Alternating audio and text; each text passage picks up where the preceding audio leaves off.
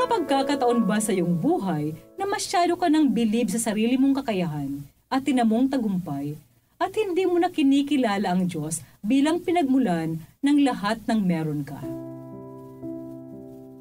Mapagpalayang araw ng Huwebes, minamahal kong kapanalig. Kamusta po kayo? Kumusta ang araw-araw niyong paglalakbay sa buhay sa gitna ng mga suliranin at kabiguang inyong nararanasan? Naway, nananatiling matatag ang inyong pananampalataya na hawak ng Diyos ang inyong buhay at pag-iral sa mundo. Kaya walang dahilan para matakot at mag-alinlangan. Ito po ay Sister Lines ng Daughters of St. Paul. Matunghayan natin kung paanong kumilos ang Panginoon sa gitna ng pag-aalinlangan ng mga alagad. Pinatunayan niya na makapangyarihan ang kanyang salita kapag nanalig tayong matutupad ito. Pakinggan natin ito sa ating mabuting balita.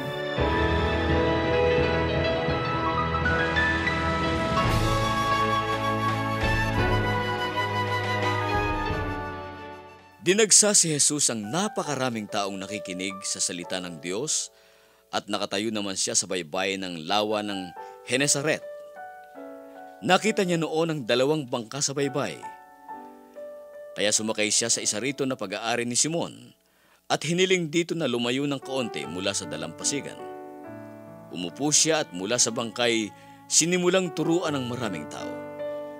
Matapos siyang magsalita, sinabi niya kay Simon, "Pumalaot ka at ihulog ninyo ang inyong mga lambat para humuli." "Guro, buong magdamag kaming nagpagod at wala kaming nakuha, pero dahil sinabi mo, ihulog ko ang mga lambat." At nang gawin nila ito, nakahuli sila ng napakaraming isda. Kaya kinawayan nila ang kanilang mga kasamahang nasa kabilang bangka para lumapit at tulungan sila. Dumating nga ang mga ito at pinuno nila ang 2 bangka hanggang halos lumubog ang mga iyon.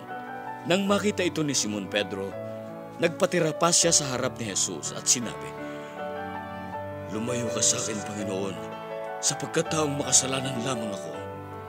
Ngunit sinabi ni Jesus kay Simon, "Huwag kang matakot. Mula ngayon, mga tao ang huhulihin mo." Kaya't nang madala na nila ang mga bangka sa lupa, iniwan nila ang lahat at sumunod sa Kanya.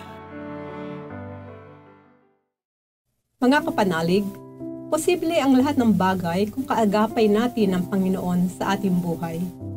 Ito ang pinatotohanan ng ating mabuting balita ngayon.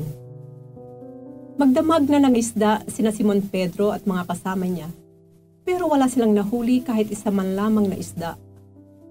Pero nang iminungkahi ni Jesus na magsipalaot sila at ihulog na muli ang lambat, napakaraming isda ang kanilang nahuli.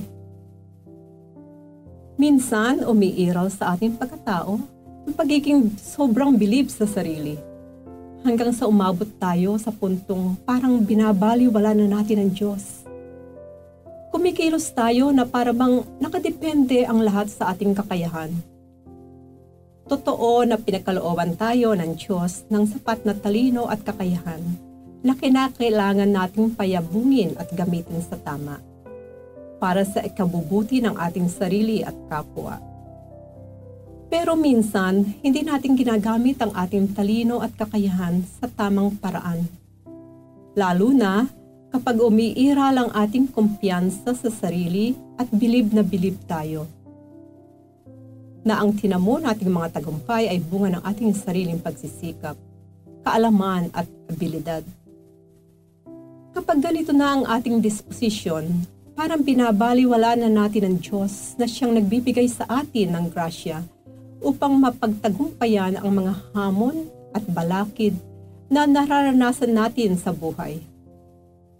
Hilingin natin sa Panginoon ang biyayang matanto na lahat ay grasya na dapat nating ipagpasalamat sa Kanya.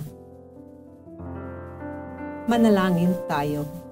Panginoon, buksan mo po ang aking mga mata, puso at isipan upang makilala ang aking tunay na pagkatao. Na ako'y isang makasalanan sa harap mo na nangangailangan ng iyong awa at grasya. Tulungan mo po akong maunawaan ang iyong salita na siyang bukal ng katotohanan at ilaw na tumatanglaw sa aking landas at nagbibigay liwanag sa aking isipan. Amen. Mga kapanalig, support Pauline's online ministry. Subscribe, like, and follow us on Facebook, YouTube, Instagram, Twitter, TikTok, Spotify, Google, and Apple Podcast. Maraming salamat po. At sa lahat na nagme-message sa amin na humihingi ng panalangin para sa iba't ibang intensyon. Asahan po ninyong ipinagdarasal namin sa Diyos ang inyong mga kahilingan. Ito po muli si Sister Lines ng Daughters of St. Paul na nagpapaalalang buhay na walang hanggan, kapiling ng Diyos, laging hangarin. Upang paglalakbay natin sa mundo'y maging makabuluhan at mabunga tungo sa buhay na inaasam natin.